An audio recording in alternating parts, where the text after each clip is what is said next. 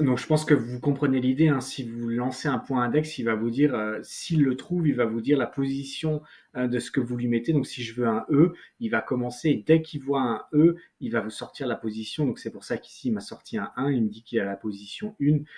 Ensuite, il y a donc deux paramètres optionnels. Vous pouvez dire où vous voulez commencer la vérification et jusqu'à où. Donc si je lui dis que tu commences à 2, par exemple, eh ben, il va commencer son comptage à partir de cette lettre-là. Donc celui-ci ne pourra pas le prendre. On va voir ce qu'il va nous trouver. Il va nous dire que c'est 5. Pourquoi? Ben là, on était à 2, 3, 4, 5. 5, c'est ici. Et je vous pouvez aussi lui mettre un paramètre final. Bon, là, ça n'a pas trop d'intérêt, mais voilà, si par exemple je lui dis ça, ben, je lui dis que tu vas maximum, tu ne prends pas celui-ci en compte. Voilà. Donc si par exemple je lui dis que tu ne prends pas celui-ci en compte, mais que tu commences à, je sais pas moi, 21 par exemple, qu'est-ce qu'il fait? Il va jusqu'à 22 et donc il va aller me montrer celui-ci là. C'est ça qu'il fait. Et donc si maintenant je lui dis de commencer à 23, et ben en fait il va commencer à 23. Il va m'enlever, il va pas aller, il va m'exclure le dernier, et donc en fait il n'y aura pas de E, puisqu'il va commencer ici, il va chercher, là il n'y a pas de E, là il n'y a pas de E, là il n'y a pas de E, et on va voir ce qu'il me sort. Et il me sort une exception, donc une exception qui s'appelle value error. Et donc, je vous ai montré ici comment fonctionne index et rindex.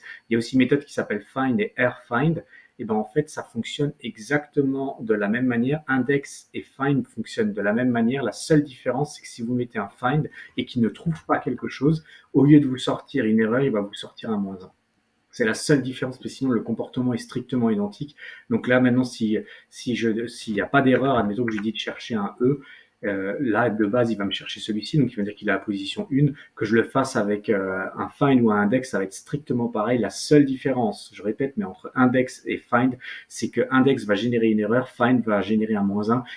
Si vous comprenez pas pourquoi il y a cette différence-là, ben c'est simplement qu'ensuite, si vous intégrez ça dans du code, dans un script que vous mettez, ben peut-être une fois vous aurez besoin de générer une erreur, ou au contraire vous aurez besoin que le code ne génère pas d'erreur. Si vous voulez que le code ne génère pas d'erreur, à ce moment-là, vous utilisez plutôt find. Et ensuite, vous voyez qu'il y a un rfind et un rindex et un rfind. Ben en fait, tout simplement, qu'est-ce qu'il fait? C'est qu'au lieu de chercher par la gauche, il cherche par la droite. Donc si je lui mets un rfind, il va me dire que c'est 26. En gros, c'est celui-ci là.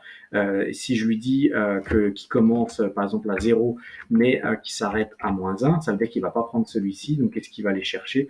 On va voir ce qu'il va aller chercher. Il va chercher le 22. Pourquoi? Il ne prend pas celui-ci, donc pas 26, 25, 24, 23, 22, et il prend celui-ci. Et évidemment que si je lui demande un R index, c'est la même. Le fonctionnement est strictement identique. Voilà. Donc il cherche toujours si vous lui spécifiez un R, ça veut dire qu'au lieu de commencer sa recherche par la gauche, il fait une recherche par la droite.